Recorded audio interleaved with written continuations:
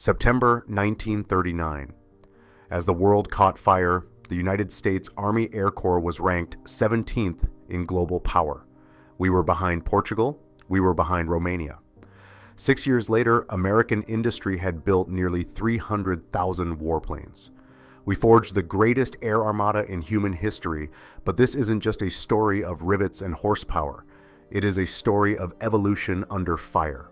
From the flying coffins that defended the Philippines to the atomic chariots that ended the war. This is the complete roster of the machines that turned the sky into an allied weapon. When the war came to America, we fought with what we had, and what we had was obsolete. First, the Seversky P-35, America's first modern monoplane fighter. Only 77 were built. When the Japanese struck the Philippines, these planes didn't just lose, they were swept from existence. Then the Curtiss P-36 Hawk. At Pearl Harbor, a P-36 scored the first American air-to-air kill of the war. But it was a fleeting victory. The French had flown them bravely in 1940, but like France, the P-36 was overwhelmed by the march of time. But the true tragedy was the Brewster F-2A Buffalo. It was the Navy's first monoplane. It looked modern. It was anything but. At the Battle of Midway, Marine pilots fought valiantly, but the Buffalo was sluggish and unarmored. They were slaughtered by the Japanese Zeros. The Marines called it a flying coffin. Ironically, across the world, the Finnish Air Force turned the Buffalo into a legend, achieving a 32-to-1 kill ratio against the Soviets. But in American hands in the Pacific Theater, it was a death trap. We needed to buy time. We needed tough machines flown by tougher men. Enter the Curtiss P-40 Warhawk. You know the face, the shark mouth of the flying tigers.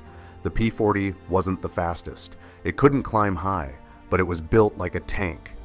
From the jungles of China to the sands of North Africa, 13,000 Warhawks held the line. They took a beating so the next generation wouldn't have to. Then came the misfit, the Bell P-39 Airacobra, a strange beast. The engine sat behind the pilot. A massive 37mm cannon fired through the propeller hub. American pilots hated it at high altitude. It gasped for air. But the Soviets? They loved it. They used it as a tank buster on the Eastern Front, destroying thousands of German vehicles. One nation's trash became another's treasure. But the savior of the early war was the Grumman F-4F Wildcat. Look at it, squat, angular. The pilots called it the beer barrel. Against the agile Japanese Zero, it seemed hopeless. But the Wildcat was rugged. Pilots like Jimmy Thatch invented the Thatch Weave, a scissoring formation to trap the enemy. The Wildcat traded agility for durability, achieving a 7-to-1 kill ratio. It held the fort until the cavalry could arrive. June 4th, 1942, Midway. The day the world turned. It began with a sacrifice. The Douglas TBD Devastator, slow and hopelessly outclassed, the torpedo squadrons launched a suicide run against the Japanese fleet. 35 launched, only 6 returned. They scored no hits, but their sacrifice dragged the Japanese Zeros down to sea level, leaving the high sky open for the Douglas SBD Dauntless, slow but deadly. With their perforated dive brakes screaming, they dropped from the clouds. In 6 minutes that changed history, they turned 4 Japanese aircraft carriers into burning wrecks. The SBD sank more enemy shipping tonnage than any other U.S. aircraft in the war. It was the hammer that broke the Imperial Navy. And let's not forget the Douglas A-24 Banshee, the Army's version of the Dauntless. It fought hopeless battles in Java and New Guinea without the glory, but with all the courage. By 1943, the sleeping giant was awake. The new breed had arrived.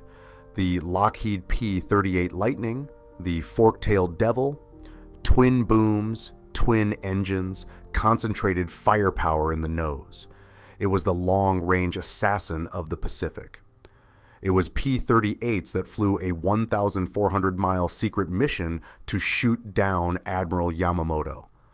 America's ace of aces, Richard Bong, scored his 40 kills in this machine. Over Europe, the Republic P-47 Thunderbolt took the stage. The Jug, 7 tons of brute force, 8.50 caliber machine guns. It could dive faster than the speed of sound and fly home missing half a cylinder. It didn't just dogfight, it pulverized ground targets, destroying 7,000 enemy aircraft. In the Pacific, the Japanese learned to fear whistling death, the Vought F-4U Corsair. With its inverted gull wings and massive propeller, it was a beast to land on a carrier deck. So the Marines took it to the islands. The Black Sheep Squadron proved that in the Corsair, the Japanese had met their match. But the true ruler of the Pacific sky was the Grumman F-6F Hellcat. Grumman asked veterans what they needed to beat the Zero. The Hellcat was the answer. Faster, stronger, better. It claimed a staggering 19-to-1 kill ratio. If you saw that grinning air intake in your rearview mirror, you were already dead. Alongside it flew the Grumman TBF Avenger, the deadliest torpedo bomber of the war. It sank the super battleships Yamato and Musashi. It was tough, too. Future President George H.W. Bush was shot down in one and survived. But there is one plane that stands above them all, the Cadillac of the skies, the North American P-51 Mustang. When we married the American airframe to the British Merlin engine, magic happened. It had the range to escort bombers all the way to Berlin and back. When Hermann Goering saw Mustangs over the German capital, he reportedly said, "I knew the jig was up." 15,000 built, the ultimate expression of American air power. The Mustang cast a long shadow, eclipsing the A-36 Apache, its dive bomber predecessor, and the Curtiss SB-2C Helldiver, a beastly plane called the son of a bitch second class by its crews, yet responsible for sinking more tonnage in the late war than anything else. The fighters cleared the path. Now the heavy iron finished the job. The icon, the Boeing B-17 Flying Fortress. It could take punishment that defied physics. Tails shredded, noses blown off, engines on fire. The B-17 brought her boys home. It dropped 640,000 tons of bombs on Germany, breaking the back of the Nazi war machine. The workhorse? The consolidated B-24 Liberator. Ugly, slab-sided, hard to fly, but it flew faster, farther, and carried more than the Fortress. It was the most produced American warplane in history. And the Endbringer, the Boeing B-29 Superfortress, the most expensive project of the war, costing more than the atomic bomb itself. Pressurized cabins, remote-controlled turrets. It was a spaceship compared to the B-17. 2 of these planes dropped 2 bombs that ended the Second World War. And a nod to the consolidated B-32 Dominator, the backup plan that barely saw action, but claimed the life of the last American killed in combat after the ceasefire had already been signed. Not all bombing was high altitude. Down on the deck, it was a knife fight. The North American B-25 Mitchell, famous for the Doolittle raid, launching off a carrier to strike Tokyo. Later versions became flying gunships with 14 machine guns and a 75mm cannon, artillery in the sky. The Martin B-26 Marauder, initially called the Widowmaker because it was too hot to handle. But in combat, it had the lowest loss rate of any Allied bomber. Speed was its armor. We had the Douglas A-20 Havoc and a 26 Invader, ripping up rail lines and airfields. We had the Martin Maryland and Baltimore, forgotten by Americans, but vital to the British in the desert. And watching over them all were the eyes of the fleet, the PBY Catalina, the PBM Mariner, the PB-4Y Privateer, slow, unglamorous, but vital. They hunted U-boats, spotted the enemy fleets, and fished downed airmen out of the dark water. If you were floating in the Pacific, a PBY was the most beautiful sight in the world. General Eisenhower named 4 weapons that won World War II.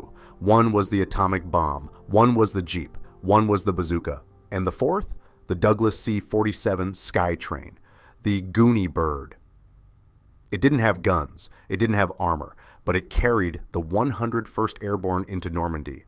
It flew the hump over the Himalayas to keep China alive. It was the veins and arteries of the Allied war effort. It was supported by the C-46 Commando, the muscular C-54 Skymaster, and the silent legions of Waco gliders, plywood crates that delivered men on a one-way ticket behind enemy lines. And let's respect the trainers, the Stearman PT-17 and the AT-6 Texan.